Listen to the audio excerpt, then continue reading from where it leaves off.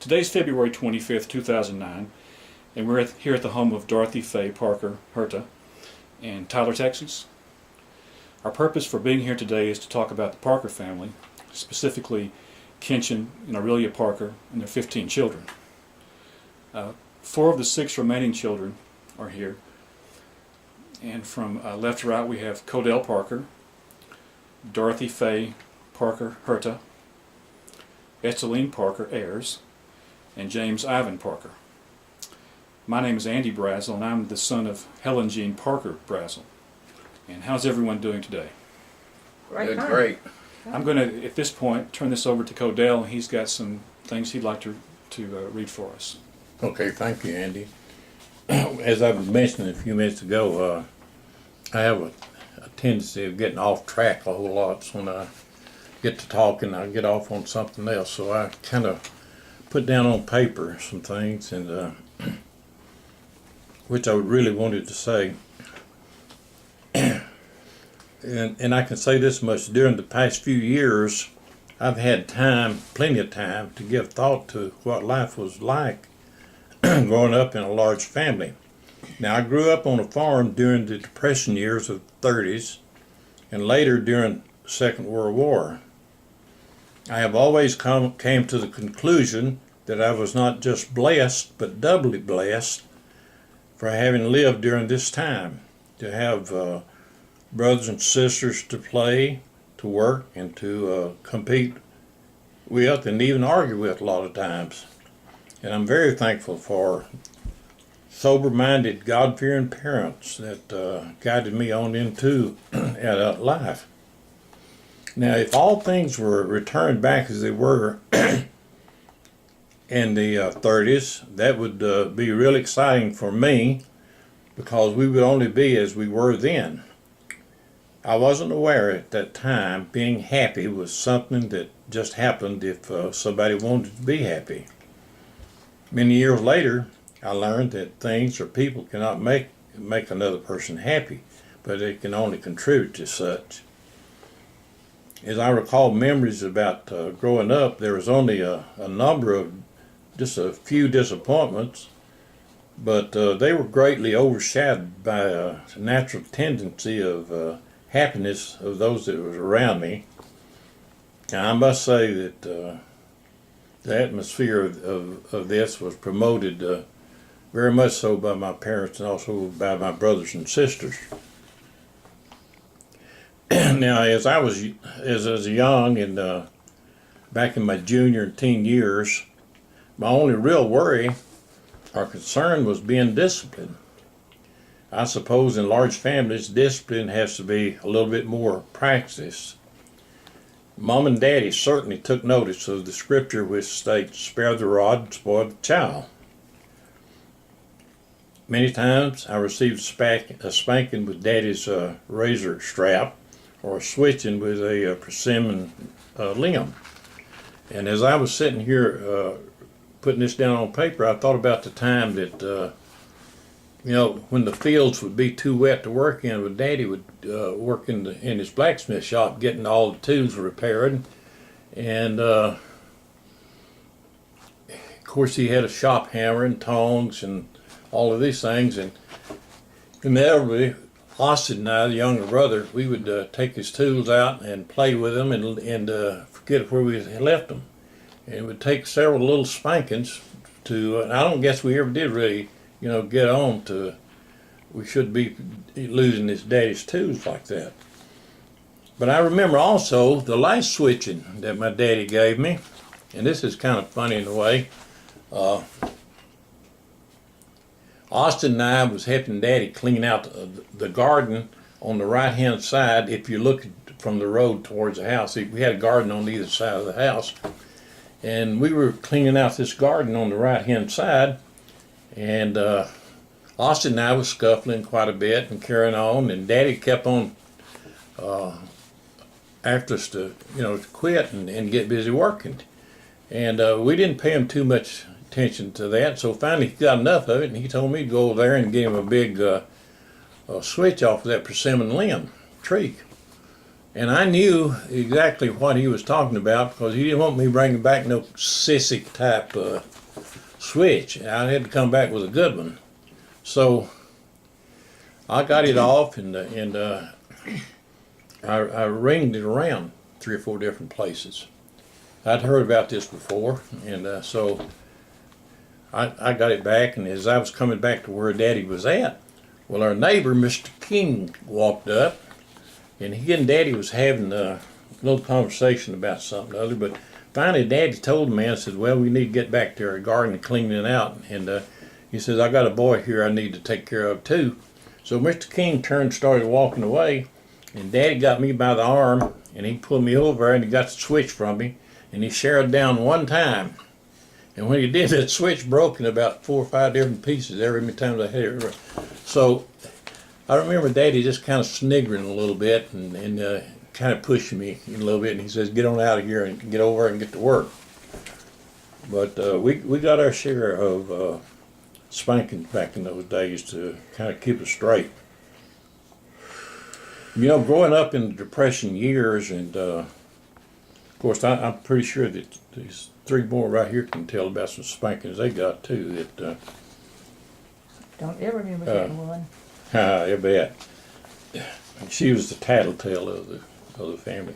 Growing up in the Depression years and the war years apparently taught us to be very conservative in many ways. However, back then, being conservative was only natural, as into, you know, making do, believing that, and relying upon God for many different things. Now, our neighbors were not just people who lived within a stone's throw of each other. They were people who would give you a bucket of milk when your cow ran dry. And that was a very common thing to happen back then. I remember times of going up and borrowing a bucket of milk from Miss Georgie Campbell. When I don't know, maybe our cows ate too much bitter weeds or there was dry something, but anyway, we'd get a bucket of milk from them. Well, they were also people that would send you a fresh mess of pork when it came time to be killing hogs. Daddy always had, seemed like, an old sow with a lot of little pigs, and sometimes he'd sell off 1 or 2. But we'd raise the rest of them for meat, and you know, when it come time to kill the hogs, well, we'd kill one in the early part when it got cool, and keep the rest when it really got really cold before they slaughtered them. But when it come hog killing time, I didn't much care for being out there when they killed them little hogs, because I still could see that there was them little pigs that I liked and played with. Well, you know, neighbors back then too, they were the kind of people who would help you and do things for you, and they were also the kind of people who would never come on your place if they knew that, quite different than it is today. Today we do everything that we possibly can to make people believe that we're still at home when we're not. But back then we did everything that we could to let people know that we were not at home when we wasn't there. And a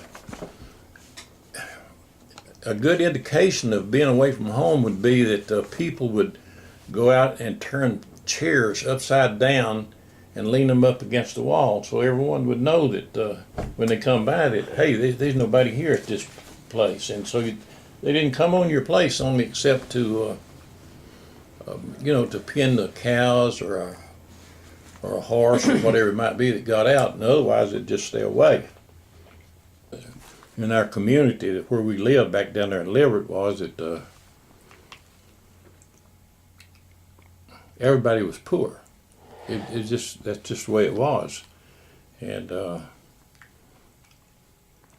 people being poor had a way of generating, you know, more riches than the gold out there in California. There's some things, just a lot of things that money can't buy. And that's when you have good neighbors. Now, I want to mention this here one incident here, and yes, if any of you remember this, well, jump in. But Daddy was a carpenter as well as a farmer. And I remember one year, I was young and I don't think I was in school yet, when Daddy and some other men gathered at the house to build a man a coffin, or to build him a casket to bury him in. Now they did not want to build just a square box. And I remember Daddy cutting the boards to make them weak at places because they wanted to have bend in them. And I remember pouring hot water on them boards too, so they'd be bent and you could nail them in place. And Mom and some of the women folks would get together and use some cotton and, I don't know, some kind of a pretty cloth to line this thing with. And I remember seeing that. Now I don't know how much of that went on, but I just only saw that one time. I don't know if Daddy did a lot of that kind of stuff or not. But people and funerals and things of that nature was quite different back in the 30s. Pausing. Okay. Well, I remember Daddy Well, I building do too, coffins. sure. Yeah, well, And y'all then, remember. and then, and Mom and the ladies would make the inside real pretty. I remember they're, using nice material It was sort of like it was satin or santina or something thin. But yeah, that was quite standard. But I think it was just more than one time. But that probably was before they had to have the sheriff or somebody to come out and declare you dead. And they weren't embalmed at that time. No. Just, No, and they Come usually brought bodies to people's house and set up with and them set at up night. there with them. I guess to keep the rats out of the coffin or whatever. But you hear tales of that anyway. Well, anyway, for a number of years, I've had I guess you might call it a portrait or something like that, of our old place there at Leeward, hanging on the wall there at the house. When I first got this thing, I guess it was primarily for a just sentimental type reasons, but I can say that since then, I can sit there sometimes and look at that thing, and it'll bring back a lot of nostalgic type memories of back of those days. I remember talking about the old house. It wasn't painted. Daddy kept it up pretty good. Us kids, tearing it up. He'd keep it up, but I remember one time the roof had shingles, wooden shingles. Some places, and other places had tin roof. And one time it got to leaking pretty bad. Mama was really on to him about getting that roof fixed, and so Daddy went out and he cut some. Best I remember is white oak. Cut down a white oak tree and he cut off some blocks about so long, and he took a big plow sweep or something like that and made him a tool out of it where he could split shingles, and he made shingles and repaired the house with it. And that was a kind of a thing that people did back then. They didn't call someone a handyman to come fix anything. You didn't have money to do that. You didn't have money to. Of course, we didn't have no plumbers, so we didn't need plumbing to be plumbed, but we didn't have no electricity either. But whatever you needed, you did it yourself back then. Actually, the store where we got the supplies was about 2 miles, I suppose, and I remember walking there. And the man that ran the store would give us candy a lot of times, a little bit of candy. And I remember when we'd walk to get something, rationing that candy out so it would last till I got further toward the house, that sort of thing. But it wasn't easy, and we didn't have a car, back in those days. And like he said, no electricity. And I remember when we had to have the ice man come by. He'd come by every few days and leave ice. And when we first started having tea for dinner, or middle of the day meal, oh, that was just something really out of this world. And we did a lot of picking berries and that sort of thing, and eating all kind of wild stuff out in the woods. So we didn't know, the lack of transportation did bother us, because did anyone have any type of cars? I remember one man His name was Whitaker. They had a car when I was growing up. I'm sure there was others, but I especially remember him. But most people, any of our neighbors, well, Mr. George Campbell had one, and we'd hitch a ride into Cushing on Saturdays with him sometimes.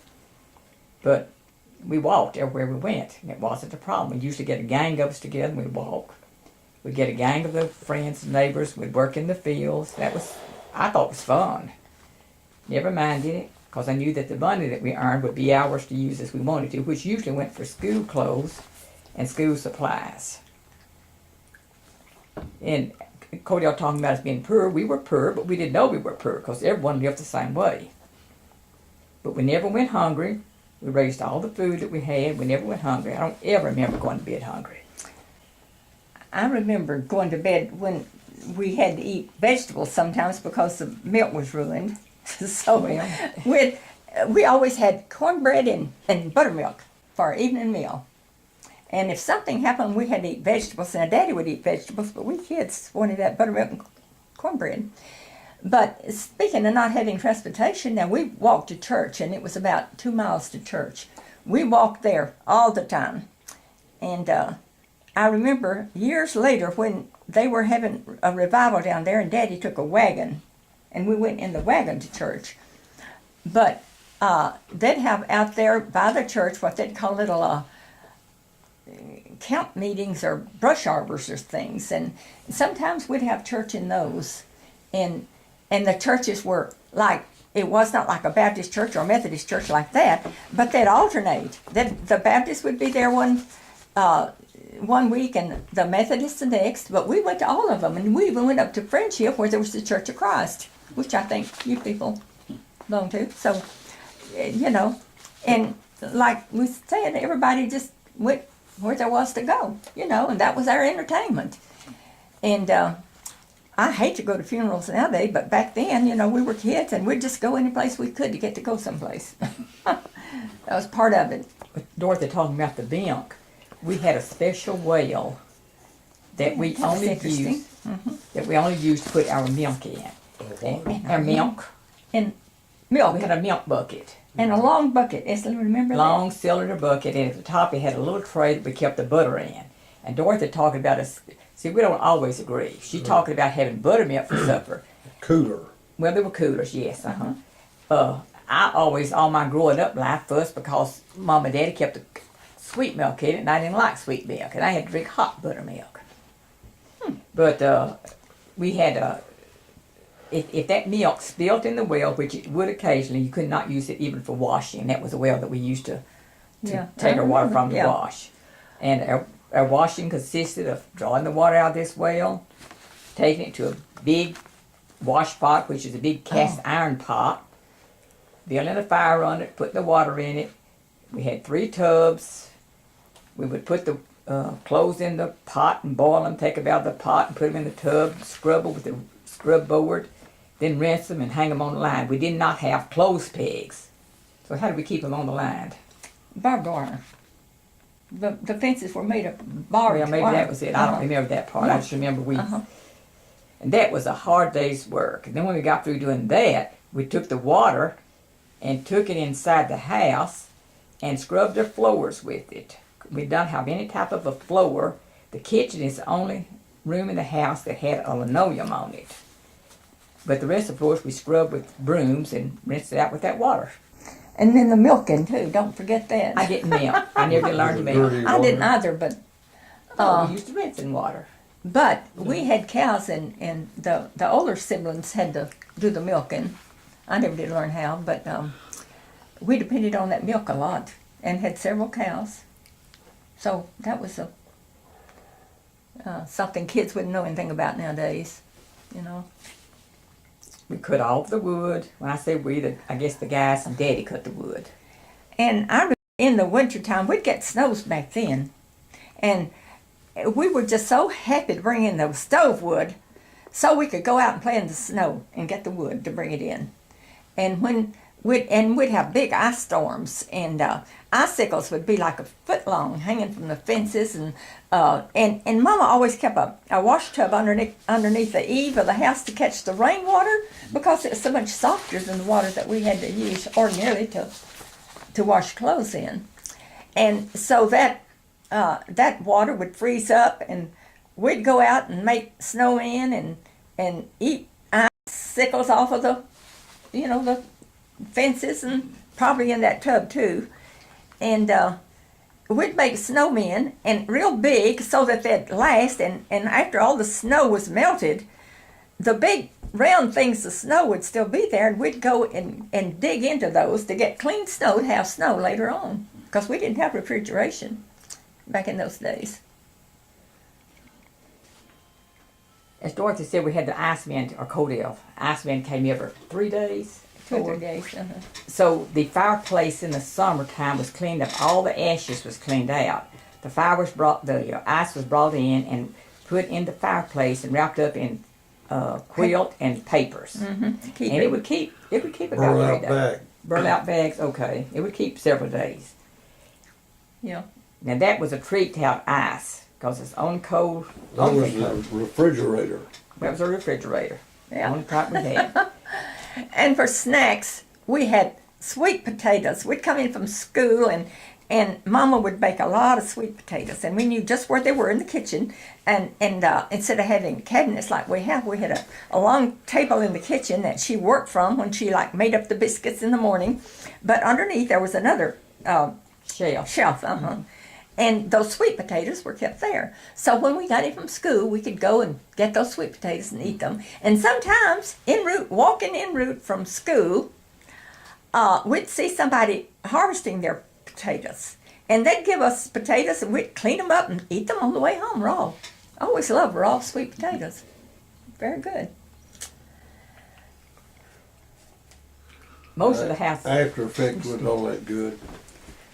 most of our neighbors, Kodel said, were good. We had good neighbors. We also had some bootleggers. And Kodel and James always doctored their liquor when they found it. Always what? You doctored their liquor when you found it.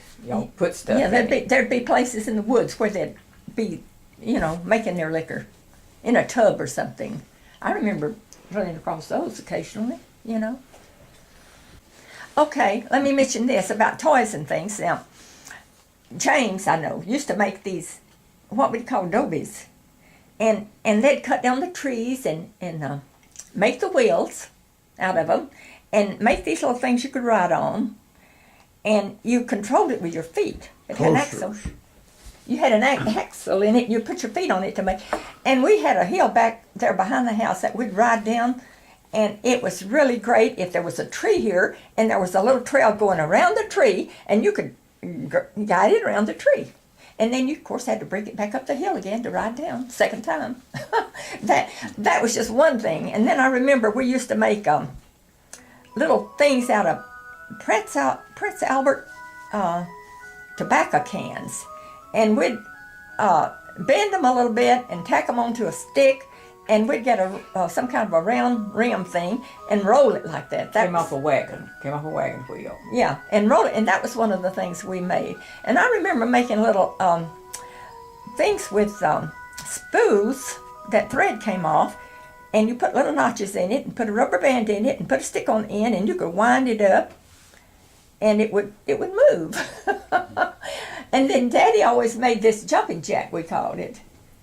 It was, you can still see these today, I think, some places. But he'd have a pretty long piece of wood that he, carved out, and then he'd carve out this little man and put little notches, and then you could press it, and it would flip and catch itself and do all sorts of things. And then we also, one thing that we did too, we'd use string. And you could put it on, you tied it together and made it round, and then you put it on your fingers, and you could make different designs. You remember that? Did you ever do that? Probably. Oh, that was just one of the things we did. But, but the main thing that I used to enjoy the most, living like that, is getting out there and roaming those woods, and there would be gullies down there, and we'd try to chase each other up and down those gullies and play tag and all of that. And in the evenings, sometimes, well, actually, during the week, if we didn't have to work, the neighbor kids would come over and we'd play ball. And it was different from the way they play now. There would be like a batter on each end, and we'd throw the ball and they'd bat it and we'd run to the bases. And that didn't take much of anything. And something else associated with that I was trying to think of that we did. And of course, Easter egg hunts. Now, kids would come over during when we had time off to play with us. But at Easter time, we'd have a big Easter egg hunt at the house. And we'd hide lots of eggs. And of course, we had fun, dyeing them and all that. We'd hide them down there in the pasture. And we'd have the Easter egg hunt. And then days later, when we'd be down there playing, we'd still find some of those eggs down there. And I don't remember whether they were still good or not. But that was one of the big things they had at the school, too, was the big Easter egg hunt. And all of the kids from the school would go to it. And that was one of the community things that we did. But, and sometimes there'd be like an old-fashioned, this guy would come through with some kind of a fun thing. I don't know what they call it. He sold some kind of a medicine. And You're talking about the peddler we had? yeah, That brought groceries and no, food? it was another one. He'd bring some kind of a fun thing. And we'd go to it when we had a chance to go see it. But it wasn't much to it, but he was selling some kind of medicine. And then the one peddler that came by would bring what we call rosebud salve. And just recently, you had that picture, and I think that was a picture that one of the older siblings was sending to a niece, and so I just so happened to have it in there, one of those old rosebud pictures that came with that salve back then. They'd give away. But we just did so many things when we were growing up. Well, we had to make our own entertainment because it was that's all there was. And all the neighborhood kids seemed to come to our house, I guess because there's so many of us. More for a ball team. Well, probably, yes. And as far as the heating in our house, now we had the fireplace and we'd have to study by the fireplace to get enough light. Now we had the old-fashioned lamps that we had to use, such as those over there. But the fireplace would give more light.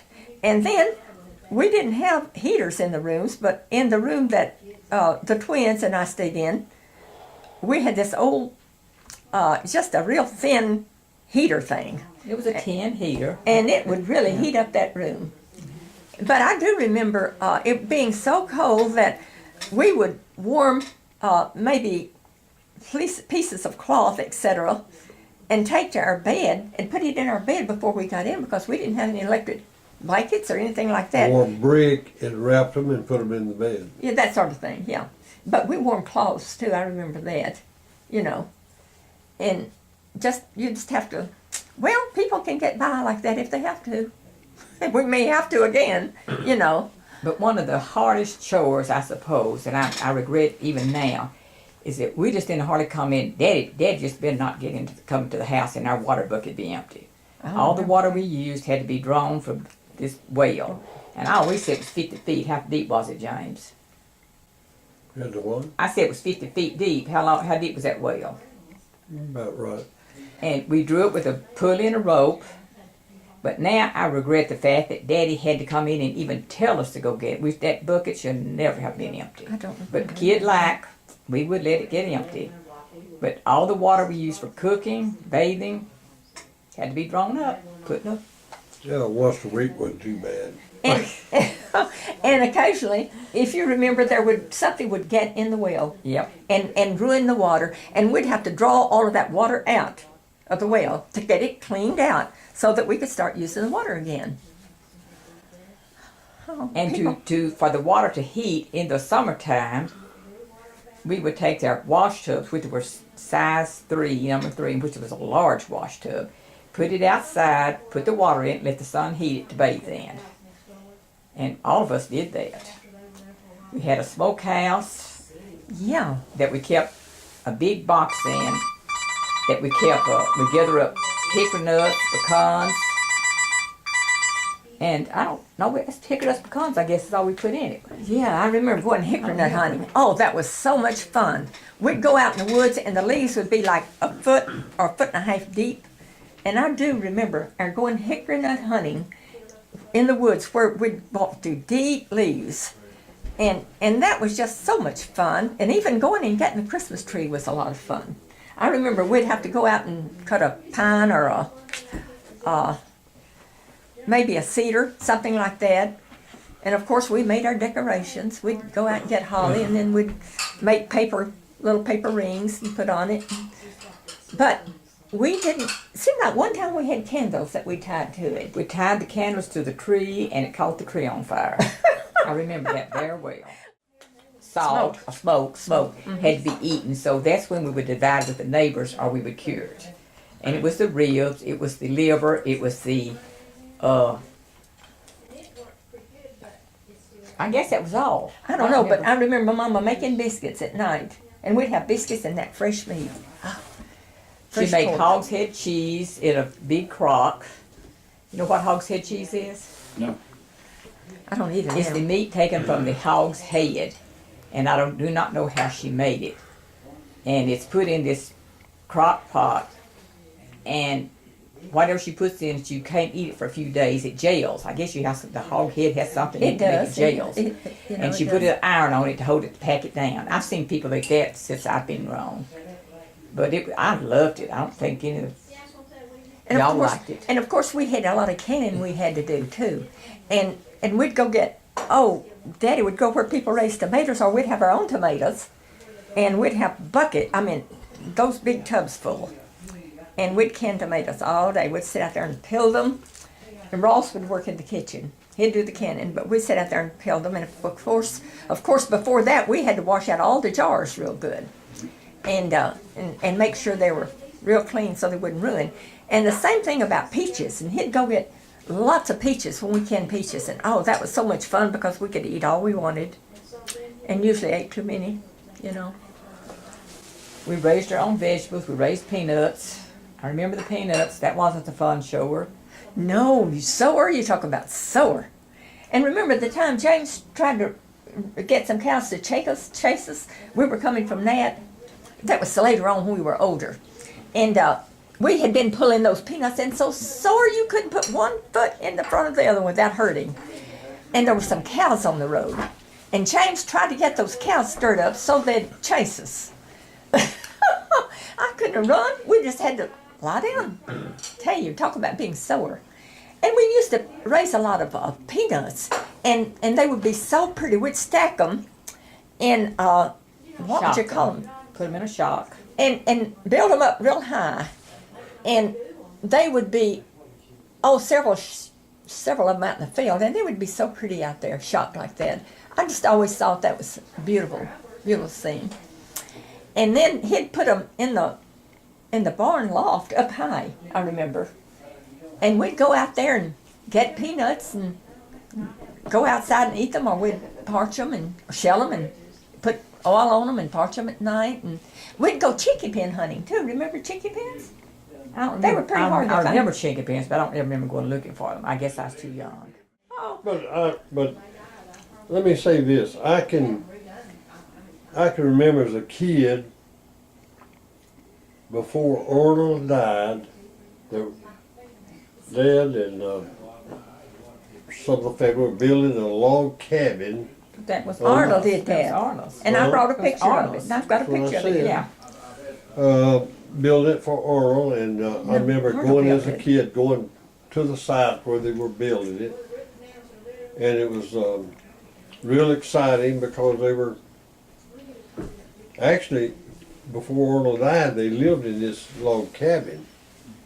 He and Bertie, and on one trip, when I was there, for some reason, I'm just a little kid, and Arnold, of course, is 21 years old, I think, when he died, wasn't he? And On the way back, we raided somebody's watermelon patch. And we got back, we sat at this long dining table, and all of a sudden during the meal time, I just blurted out, "We had a watermelon." And Orla said, "Boy, you wasn't supposed to tell that." And so what we did, I'm a kid, I don't realize what's going on, but he snuck this watermelon out of the neighbor's patch. I think it was Prince's. Probably Neighbor, because it's right next to him, yeah. But anyway, I don't have a whole lot of memories about Orla, but I do have that one particular one. But I remember after Orla died, and I think Helen Jean, I don't know, she must have been 3 or 4. She wasn't even born then, James. No, I'm talking about He said after all had died, After put Helen he Jean Oh, off. after, okay.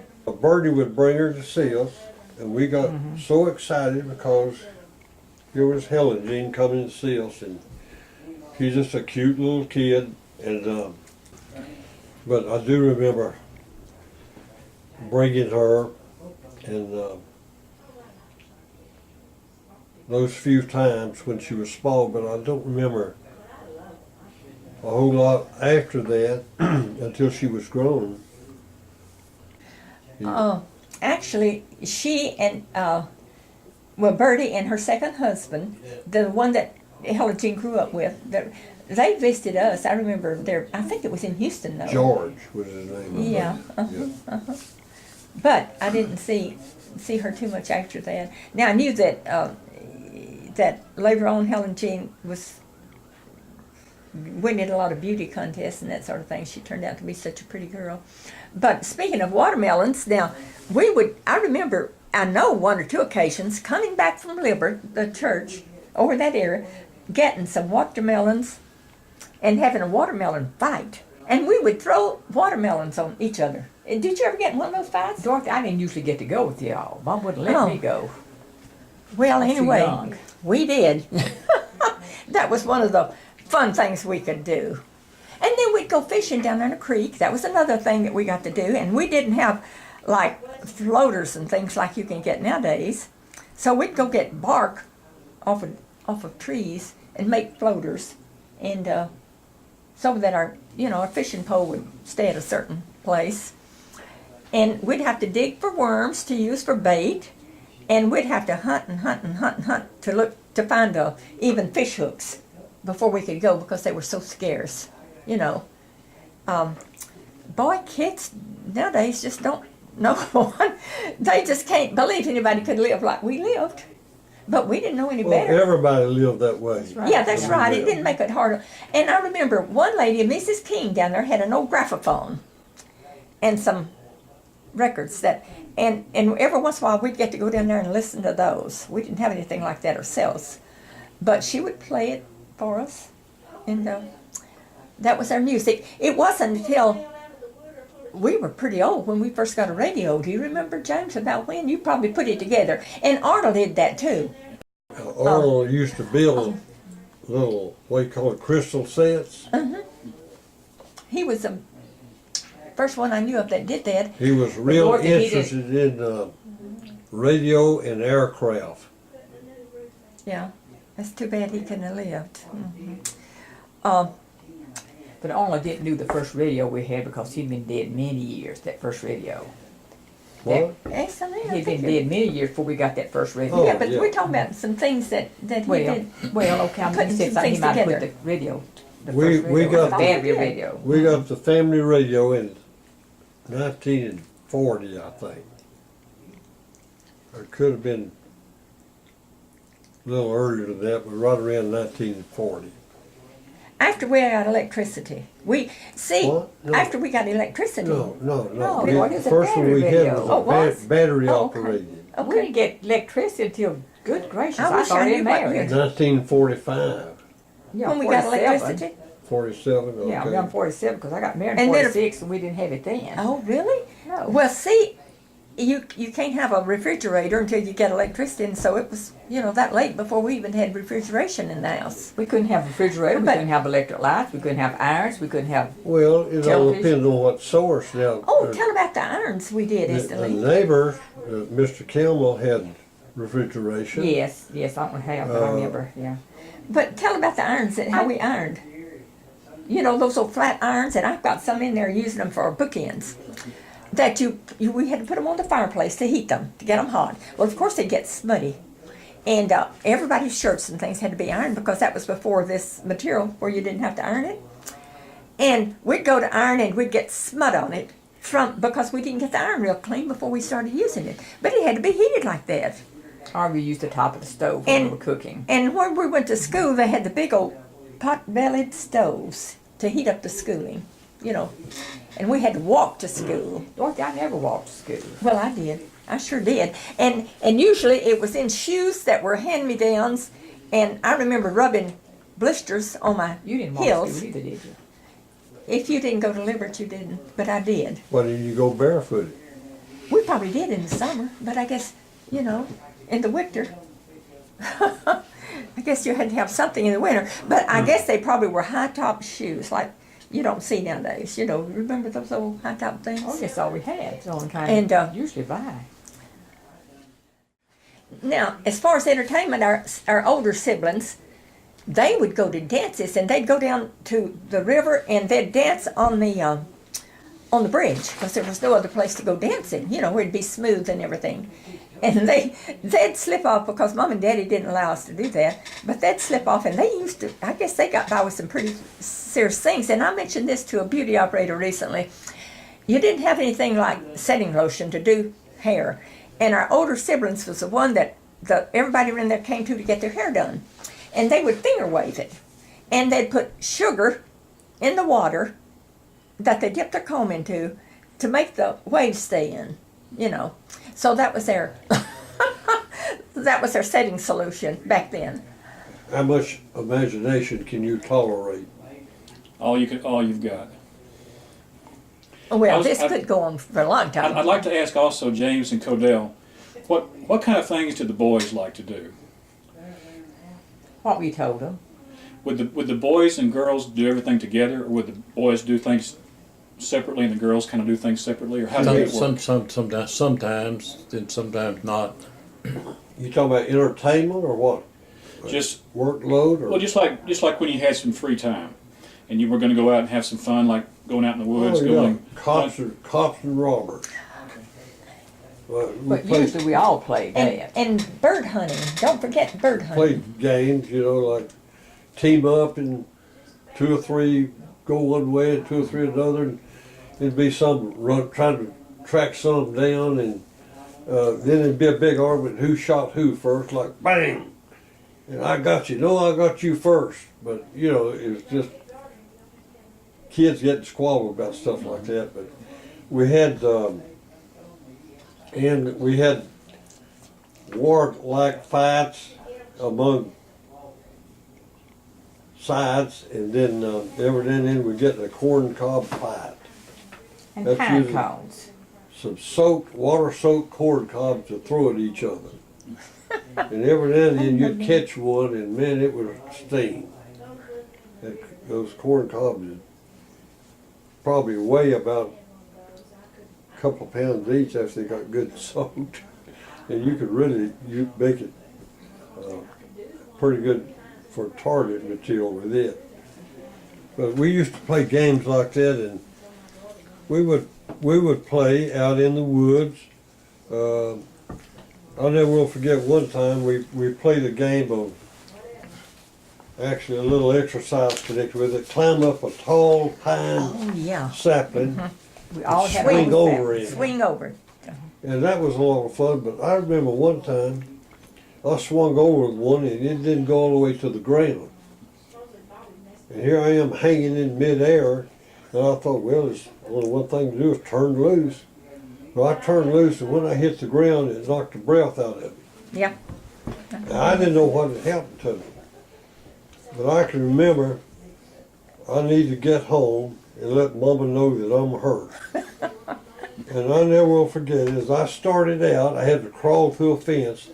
About halfway through that fence, my breath came back. And I let the world know I was really hurt.